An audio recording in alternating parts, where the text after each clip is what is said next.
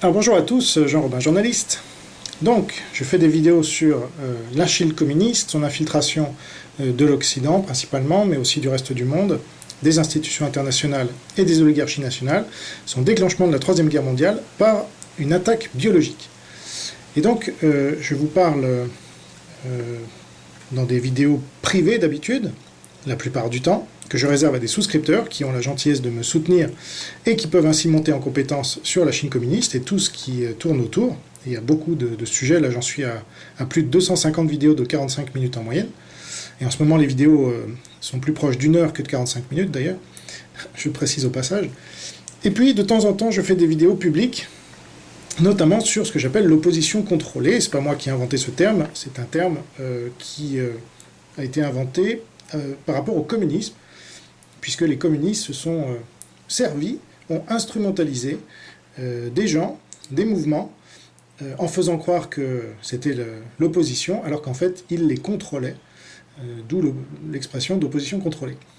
Donc j'ai fait déjà des vidéos sur de nombreuses personnes, dont Éric Zemmour, et là je vais vous parler d'une proche d'Éric Zemmour, qui est Marion Maréchal, anciennement connue sous le nom de Le Pen, puisque c'est une membre de la famille Le Pen. Et alors, on n'avait pas trop entendu parler d'elle depuis quelque temps, et puis là, elle revient sur le devant de la scène, justement du fait de la candidature, quasiment certaine maintenant, de Éric Zemmour. Et donc, je vais me pencher un peu sur son cas, parce que je trouve absolument scandaleux que quelqu'un comme Marion Maréchal Le Pen, tout comme Zemmour d'ailleurs, ne parle pas de l'attaque biologique de la France, puisque ce sont des gens qui se disent patriotes, bien sûr, même libéraux conservateurs, comme moi je prétends l'être, et donc ce devraient être les premiers à dénoncer cette attaque et toutes ses conséquences, mais non, ils n'en disent rien, voire ils la cautionnent. Donc Marion Maréchal Le Pen a été députée très jeune, surtout grâce à son nom, puisqu'elle est donc la petite fille de Jean-Marie Le Pen et la nièce de Marine Le Pen. Donc on connaît le clan Le Pen, son appartenance historique à l'opposition contrôlée justement, pour faire croire notamment qu'on est en démocratie, et puis ce sont des gens qui s'enrichissent beaucoup sur le dos des Français. Et donc c'est le stratagème qui a été monté par le machiavélien Mitterrand, et qui empêche d'avoir une droite dans ce pays, très clairement. Une droite digne de ce nom, évidemment, on peut appeler droite LR si vous voulez, mais enfin, c'est plus proche du centre-gauche que de la droite. Alors, député de 2012 à 2017, dans une circonscription qui était acquise au Front National, si on est un minimum honnête, Marion Maréchal ne fait rien, quasiment, pendant son mandat, à part parler dans les médias, et ainsi se faire connaître des Français. Et puis, elle se met en retrait de la vie politique. Alors, je ne sais pas si elle avait pris conscience que son action ne servait absolument à rien. En tout cas, elle a trouvé plus utile de créer donc un institut des sciences sociales, économiques et politiques, donc l'ICEP, qui a 4 ans plus tard très peu d'élèves. Et donc elle est très proche des réseaux Bannon, enfin elle en fait même partie, du nom de Steve Bannon, l'ancien conseiller de Trump. Et donc en février 2018, elle était invitée au CPAC, c'est la grande conférence des républicains américains, c'était en pleine présidence Trump, février 2018, il était au pouvoir depuis 2016. Et donc ça lui a permis de montrer à quel point elle ne maîtrisait pas l'anglais, parce qu'elle parle vraiment dans un anglais horrible.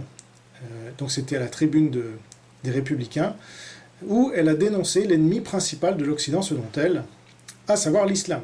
Je cite, « La France est la fille aînée de l'Église, elle ne doit pas devenir la petite nièce de l'islam. » Bon, alors je ne sais pas si c'était un clin d'œil à sa propre tante, en tout cas, la salle était à moitié vide, puisque beaucoup de républicains ne voulaient pas être associés au FN, auquel elle appartenait à l'époque. Bref, ça lui a donné quand même un sacré coup de boost au niveau de sa réputation internationale. Mais malheureusement, elle désignait le mauvais ennemi, puisqu'elle ne met jamais en cause la Chine communiste, même depuis l'attaque biologique, surtout depuis l'attaque biologique, et elle ne met pas non plus en cause le communisme. Mais elle désigne donc l'Union européenne, qui est aussi l'obsession de son ami Florian Philippot, et surtout l'islam et l'immigration, qui est l'obsession de son ami Éric Zemmour. Et puis, donc plus récemment, elle a rencontré des dirigeants européens de l'opposition contrôlée, comme Orban, dont elle a fait l'apologie, c'était le 11 octobre 2021 sur CNews, je cite, « Orban lui-même a été un militant anticommuniste, et il a vécu il a lui-même été arrêté, donc, si vous voulez, ce risque-là est encore extrêmement présent dans les esprits. Orban peut être un exemple pour la France de ce point de vue-là. Beaucoup de leaders d'Europe de l'Ouest aimeraient avoir les scores aux élections d'Orban. Il a cette capacité à ne pas se laisser imposer un diktat. Et donc, ça c'est de la fumisterie, puisque Orban, et je l'ai découvert il y a quelque temps maintenant, est un membre de l'opposition contrôlée communiste, donc c'est un agent de la Russie et de la Chine communiste, pour lesquels il roule très clairement quand vous voyez ses votes à l'Union européenne, quand vous voyez son positionnement en Europe.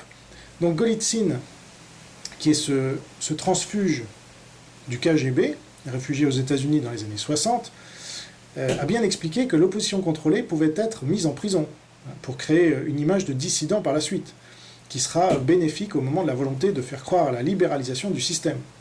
Alors, il prend l'exemple de Sakharov, puisque c'était à l'époque l'opposant contrôlé parfait.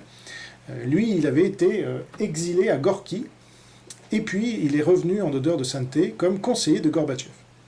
Alors, voilà ce que Golitsyn écrit dans The Perestroika Deception, sur lequel j'ai fait une série de 3 vidéos fondamentales, un livre qui n'a jamais été traduit en français et qui démontre que l'URSS n'est pas mort, mais fait le mort.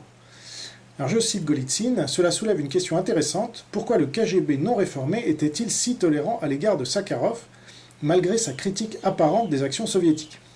Donc Sakharov, c'était un grand scientifique qui a participé à l'élaboration de la bombe soviétique, et donc il avait un discours très humaniste et très anti-communiste en apparence.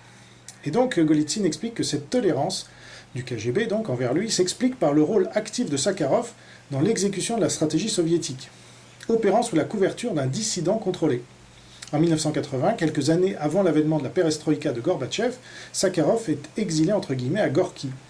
L'exil entre guillemets de Sakharov était un dispositif typique du KGB pour construire sa réputation et son influence en tant que dissident entre guillemets, par opposition à ennemi du peuple, à l'Ouest.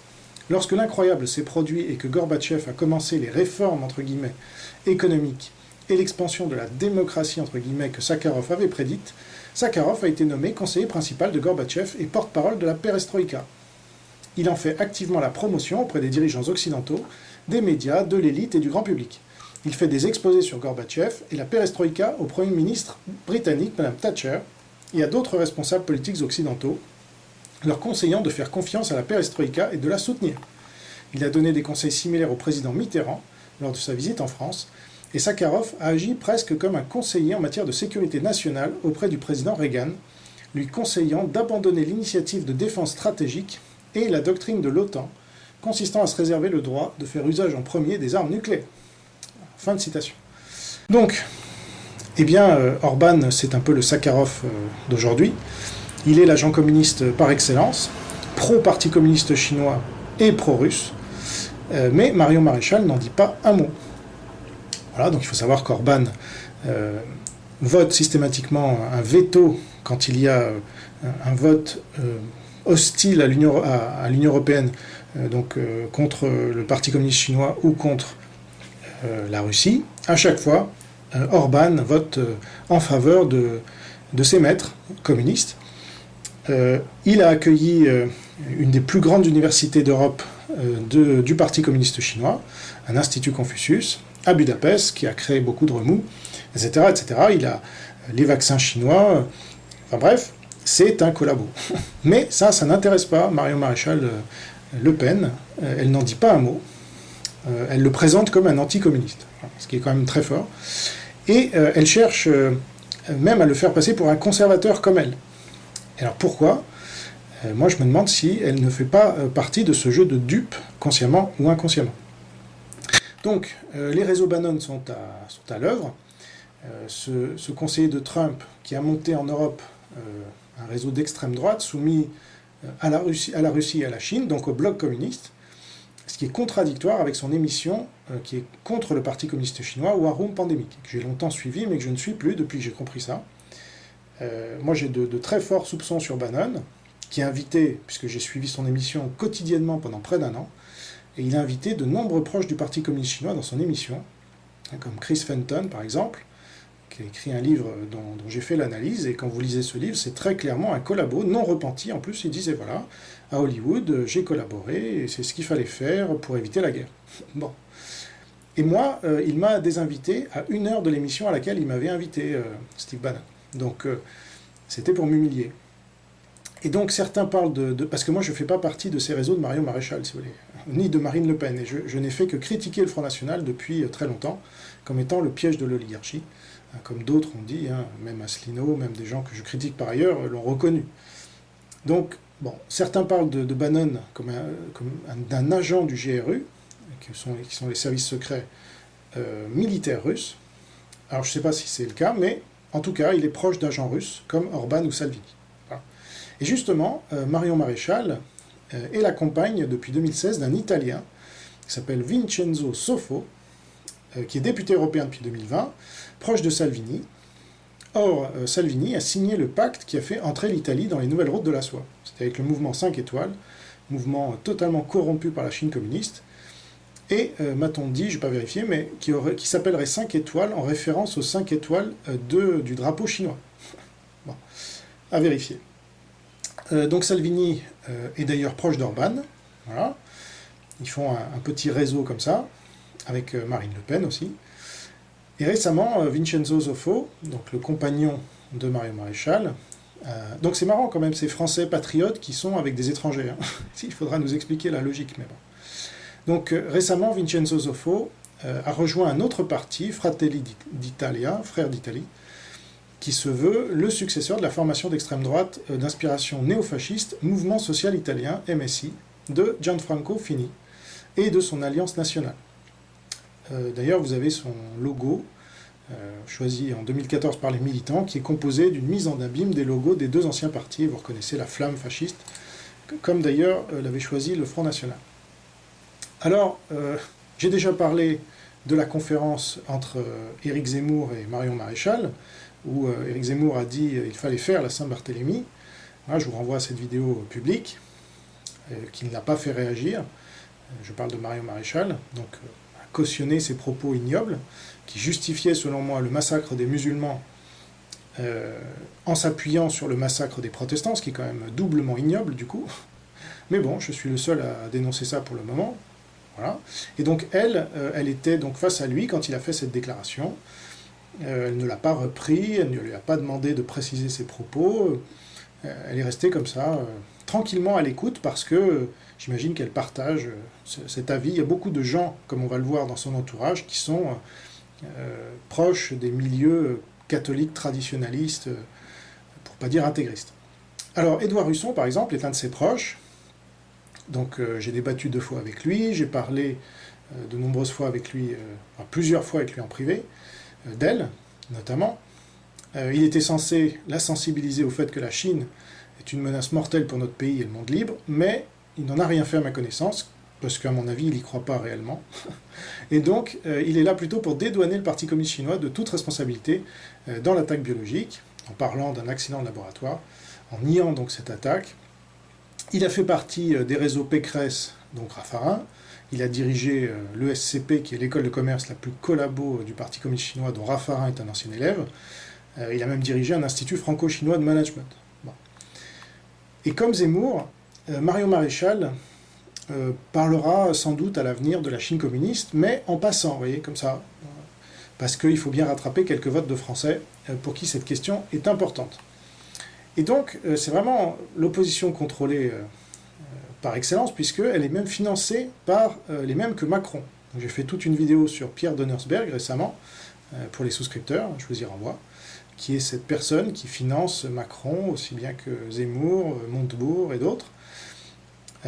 Donc ça, c'est assez intéressant, parce qu'il faut suivre l'argent. Et vous avez ces gens... Zemmour aujourd'hui et Macron en 2017, qui sont portés à bout de bras par les médias de l'oligarchie pour présenter une candidature à des élections qui n'existent pas depuis le référendum piétiné de 2005. Je sais que c'est triste, mais c'est comme ça. Voilà. On n'est plus en démocratie, il faut quand même en prendre compte, surtout si on se dit attaché au référendum, au vote, à la démocratie. Il faut être logique. Et puis, à part Pierre Donnersberg, il y a quelqu'un qui s'appelle Laurent Mechert, je ne sais pas comment on prononce, C'est un nom assez bizarre. Alors M2ESCHAERT. Voilà.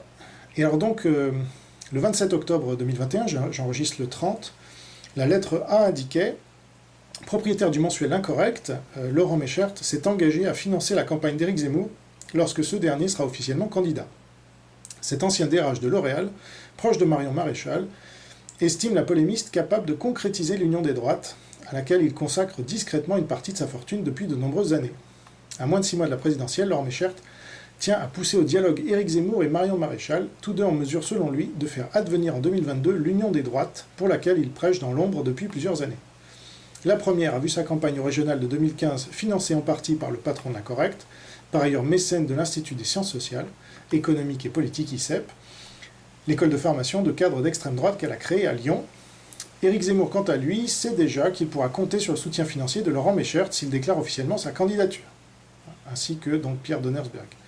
Alors que ses actifs dans la presse se limitaient jusqu'ici à l'Incorrect, Laurent Méchert, 50 ans, a dernièrement investi dans de nouveaux médias en ligne. En décembre 2020, ce riche héritier d'une famille nordiste de banquiers a pris une participation minoritaire à hauteur de 200 000 euros dans Néo, le brut du terroir, cofondé par les producteurs Bernard de la Villardière et Stéphane Simon.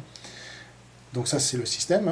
Bernard de la Villardière a longtemps officié sur M6, je ne sais pas s'il y a encore. Et Stéphane Simon, c'est le système Ardisson. Voilà, donc je reviens souvent à ce système Ardisson, parce que moi je le connais bien pour l'avoir étudié. C'est moi qui ai démasqué Ardisson par rapport à son plagiat de Pondichéry. Je suis sa bête noire, lui qui adore s'habiller en noir. Et donc je connais bien Stéphane Simon, il est souvent revenu dans mes enquêtes. C'était le bras droit d'Ardisson pendant longtemps. Et donc Zemmour est exactement dans ce réseau d'Ardisson, il a les mêmes techniques, et des gens qui se réclament de lui, comme Papacito par exemple, c'est la même idée de provocation, avec des idées monarchistes, royalistes, soi-disant de droite, mais en fait d'extrême gauche. Bref, c'est pas le sujet. Je vous renvoie à ma vidéo sur Papacito si ça vous intéresse. Mais voilà, c'est intéressant à noter. Et donc, dans l'Incorrect, justement, ce magazine qu'il finance à haute dose, parce que c'est un magazine qui perd de l'argent, ça intéresse personne apparemment, voilà ce que Laurent Méchert a écrit: je suis français et catholique, tout est dit. Sur le plan politique, je suis de droite, et l'Incorrect a vocation à travailler à la rencontre des droites. C'est marrant, c'est un magazine qui travaille à la rencontre des droites, mais qui m'a toujours censuré, depuis qu'il existe. Donc bien avant que je m'intéresse à la Chine communiste. C'est marrant quand même, c'est... Bon, bref. J'admire De Gaulle, qui a jeté toutes ses forces dans la restauration de l'indépendance et de la grandeur de la France. J'ai grandi avec le RPR, celui de Pasqua, qui voulait terroriser les terroristes, celui de Séguin, qui combattait Maastricht, celui des États généraux de la droite, nous appellerions plus tard Convention de la droite, où les Giscard, Chirac, Sarkozy, Juppé, Bayrou votaient comme un seul homme la révision du regroupement familial et enjoignaient à l'islam seul de s'adapter pour être compatible avec nos règles. Ils se sont tous reniés depuis. J'ai voté pour Villiers ou le parti chrétien-démocrate. Aujourd'hui, j'ai de l'estime pour ceux qui ont pris la relève de la droite au service de la France. En particulier pour la profondeur et la précision de la pensée de François-Xavier Bellamy, la droiture et l'efficacité de Xavier Lemoyne. Ouais, quand on connaît Xavier Lemoyne, c'est tout sauf la droiture et l'efficacité, mais bon, ça c'est encore autre chose. Le courage et la ténacité d'Éric Zemmour, la vision, la combativité et le sens des responsabilités de Marion Maréchal. Voilà. Et ça, bon, c'est pour son parcours idéologique. Quant à son parcours professionnel, on pouvait lire sur le site Filia Développement. J'ai d'abord travaillé en tant que directeur des ressources humaines chez L'Oréal, sur des sites variés, usines, centres logistiques, le siège. J'ai donc accompagné le développement de collaborateurs provenant de métiers de secteurs différents. J'ai ensuite rejoint le groupe Kering, dans sa filiale de vente de fournitures de bureaux. J'ai aidé les cadres et agents de maîtrise de la logistique à passer de la culture d'une entreprise familiale à la culture d'un grand groupe international.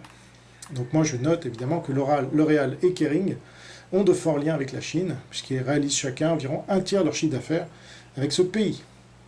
Bref, Laurent Méchert est par ailleurs diplômé de Sciences Po Paris et de l'ESSEC, deux des piliers de l'oligarchie.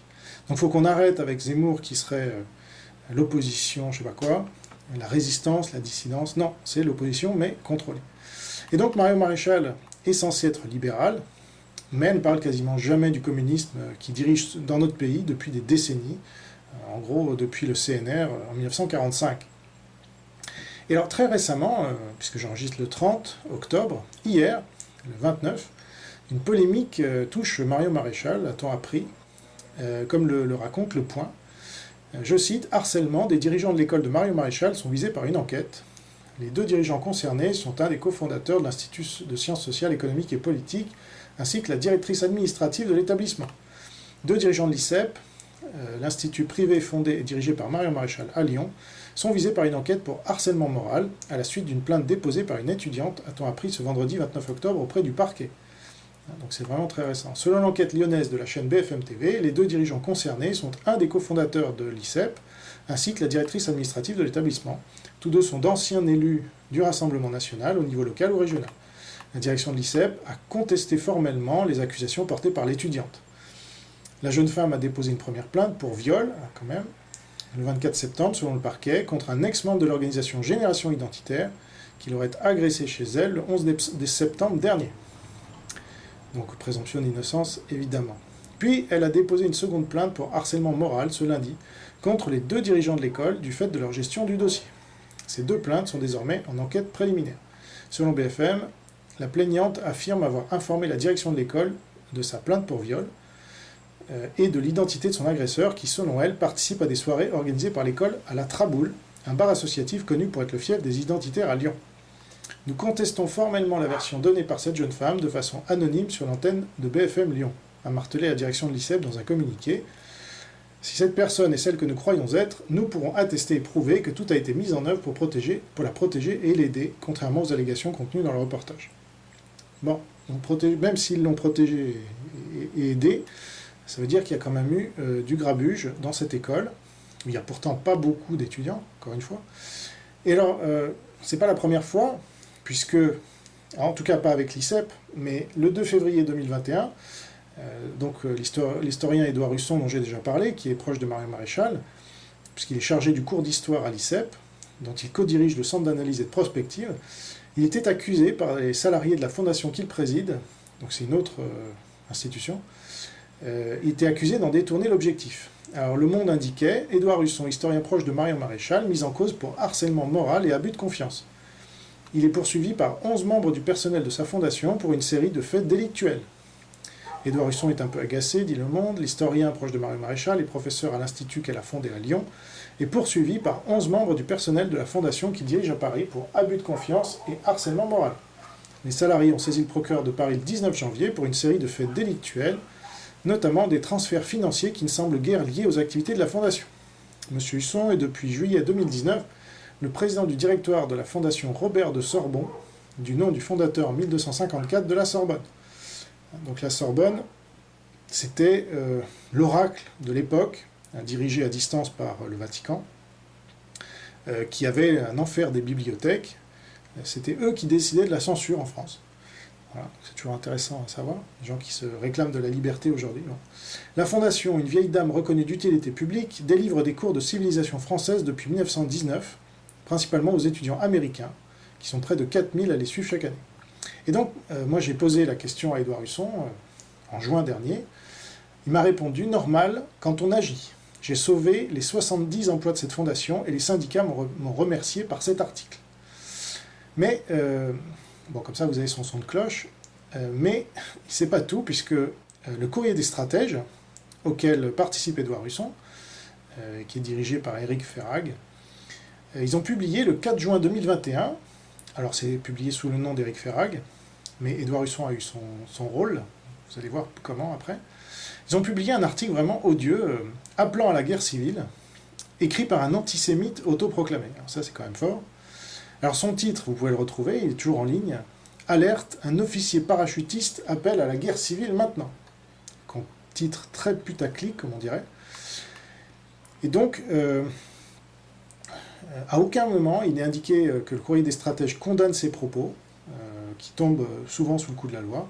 Se contentant d'écrire en début d'article, nous laissons chaque lecteur se forger une opinion sur ce texte qui nous semble répondre utilement aux tribunes que nous avons intégralement publiées ces dernières semaines. Donc c'est presque, il le cautionne, puisqu'il semble répondre utilement. D'accord ? Alors que, par exemple, il est dit, par cet auteur, les populations turques, kabyles ou juives sont parfois considérées comme blanches, entre guillemets, mais ces personnes restent des étrangers en France et en Europe. Donc ça, ce sont des propos d'une violence absolue, qui me touche moi personnellement, puisque ma propre femme est kabyle, donc selon ces gens-là, Elle est étrangère, bien qu'elle ait la nationalité, et qu'elle ait attendu 13 ans pour l'obtenir, et qu'elle ait travaillé dans les limites imposées par la loi, qu'elle ait suivi tous les circuits de l'immigration légale, et qu'elle n'ait jamais été condamnée à quoi que ce soit. Bref, enfin, vous voyez la logique. Et donc, pour moi, c'est un article clairement raciste et antisémite qui appelle à la guerre civile. Donc j'ai demandé à Édouard Husson, en juin 2021 là aussi, comment il pouvait cautionner de son nom un tel torchon. Voilà. Et alors voici sa réponse. Je suis l'auteur de l'ouvrage de référence sur le rôle de Heydrich dans l'organisation de la Shoah, président du conseil scientifique de Yad In Unum, l'ONG qui a soutenu les recherches sur la Shoah par balle. 5000 témoins interviewés en 15 ans. Je suis régulièrement vilipendé comme pro-sioniste ou ami d'Israël. C'est moi qui ai déniché le texte. Donc, voilà, lui, en fait, il l'a déniché sur comme il est expliqué en début d'article, sur un site très peu vu, ou un groupe, et il l'a diffusé largement, donc sur un site beaucoup plus lu, Courrier des stratèges, et donc est publié pour information. La distanciation y est, vous ne voulez pas la voir. Il m'accuse de ne pas voir qu'il y a de la distanciation. Alors, je cite ce qui est écrit en début d'article. « Nous laissons chaque lecteur se forger une opinion sur ce texte qui nous semble répondre utilement aux tribunes que nous avons intégralement publiées ces dernières semaines. » Aucune distanciation. Il faut arrêter de dire n'importe quoi. Et donc ce texte explique que les Juifs et les Kabyles sont des étrangers en France. Je ne parle même pas des Turcs. Il aurait fallu clairement indiquer que le Courrier des stratèges condamne les propos tombant sous le coup de la loi contenus dans ce texte, et par ailleurs n'appelle pas à la guerre civile, contrairement à cet auteur. Enfin, ça aurait été le minimum pour moi, mais messieurs Ferrag et Husson n'ont pas estimé utile de le faire depuis que je leur ai indiqué le 11 juin 2021, puisque je l'ai indiqué à M. Husson qui m'a dit qu'il allait en parler à M. Ferrag. Bon. Et rien n'a été changé depuis, on est le 30 octobre. Voilà donc de qui s'entoure Marion Maréchal Le Pen. Et donc, évidemment, avec les campagnes électorales, vous avez des dossiers qui ressortent, mais là, on était bien avant la campagne électorale, tout ce dont je vous ai parlé, à part, effectivement, la polémique qui commence à sortir, là, sur l'ICEP. Et est-ce que c'est lié à la campagne électorale, puisque Éric Zemmour, que soutient Marion Maréchal, n'est pas candidat officiellement. Donc, bref, vous comprenez que j'en veux pas mal à Marion Maréchal Le Pen, contre qui je n'ai rien, moi je ne la connais pas. C'est une Le Pen, donc déjà, elle a participé à l'opposition contrôlée, et là elle continue de le faire dans une sorte de deuxième souffle de l'opposition contrôlée, parce que Marine Le Pen s'essouffle, justement. Elle se normalise, et donc il se crée un espace sur sa droite qu'il faut combler, et c'est la nièce qui s'y colle. Mais enfin, combien de temps tout ce cirque va durer? Voilà. Et Éric Zemmour serait en fait une marionnette des Le Pen. Franchement, ça commence à bien faire. Donc on connaît cette stratégie de Mitterrand. Zemmour lui-même a voté pour Mitterrand en 80 et 88. Bon, je veux dire, ça va. Donc les élections n'existent pas. Ils ne veulent même pas sortir de l'Union européenne. Donc finalement, ça ne changera pas grand-chose. Et ils ne condamnent jamais la Chine communiste ni le marxisme, ces gens-là. Donc c'est fatigant. Ce sont encore des gens comme les autres, et que les médias soutiennent à bout de bras. Donc les médias ne peuvent pas soutenir un dissident ou un opposant, ça n'existe pas. Voilà. Et même pour en dire du mal, parfois, il n'y a pas de mauvaise publicité. Mais comme je l'ai analysé, alors je n'ai pas fait une vidéo, mais j'ai fait une série de tweets sur un livre qui vient de sortir sur Éric Zemmour, Le Radicalisé, pour lequel le journaliste m'avait contacté il y a 2 ans. Je l'avais informé de ce que je sais sur Éric Zemmour, son plagiat, sa conférence avec Marion Maréchal Le Pen et les horreurs qu'il y avait dites. Il n'a rien repris de tout ça dans son livre. Et son livre est fade, est tiède. C'est quasiment, je dirais pas un cautionnement, parce qu'il lui reproche quand même ses propos sur l'islam. Mais à part ça, c'est quasiment un livre à décharge, quoi. Incroyable. Donc le système, et là c'est l'Express, donc c'est pas non plus valeurs actuelles, vous voyez. On attendait peut-être quelque chose de plus mordant. Eh bien non, vous n'avez rien de mordant dans la presse sur Éric Zemmour, en réalité, pour l'instant en tout cas. Et donc ça montre bien que cet homme est protégé par le système, alors pour plein de raisons, mais je pense que la raison principale, c'est qu'il y a eu un basculement de l'oligarchie depuis la décapitation de Samuel Paty, comme j'en avais parlé à l'époque, et que l'oligarchie devient de plus en plus anti-islam, ce qui lui permet de justifier sa dictature technologique sous la pression de la Chine communiste, qui fait pareil avec les Ouïghours là-bas. Voilà, donc, eh bien, j'espère vous avoir un peu plus éclairé sur Marion Maréchal Le Pen.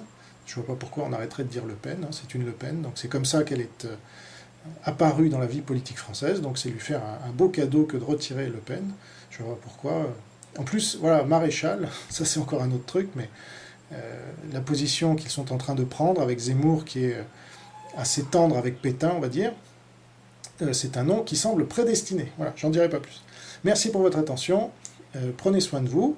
Si vous voulez me soutenir dans mon travail de journaliste indépendant, qui n'a pas peur, vous voyez, de critiquer des gens qui pourraient sembler proches de lui, c'est vrai qu'on partage un certain nombre d'idées avec ces gens-là, je partage un certain nombre d'idées avec ces gens-là, mais ce qui compte avant tout, c'est la désignation de l'ennemi. Et moi, je ne désigne pas l'islam, ni le grand remplacement, comme ces gens-là, comme principal ennemi de la France. Je pense qu'il y a plus grave, c'est-à-dire qu'on a été attaqué par un pays, par une dictature qui est en train de tout balayer sur son passage, et qui ne s'arrêtera pas là, et que c'est que le début, et que donc, il faut rassembler la résistance, la nouvelle résistance, contre le bloc communiste que forment déjà la Chine, la Russie et un certain nombre de leurs alliés, dont pas mal de pays musulmans d'ailleurs, au passage.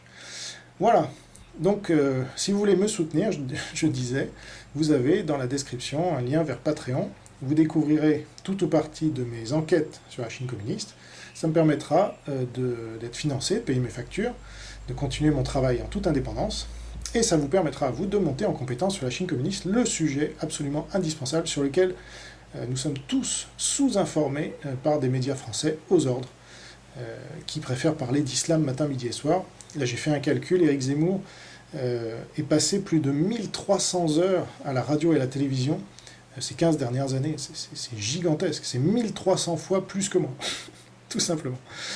Voilà, donc qu'est-ce que vous voulez, c'est pas normal, là il se passe quelque chose, donc il faut essayer de contrer cela avec les forces qui sont les nôtres. Voilà, donc ça c'est une partie de mon travail, dénoncer l'opposition contrôlée aussi farouchement que de dénoncer le gouvernement, l'oligarchie en place, ces médias, ces conseils constitutionnels, conseils d'État et tout le reste. Il ne faut pas se faire avoir par les deux faces d'une même pièce.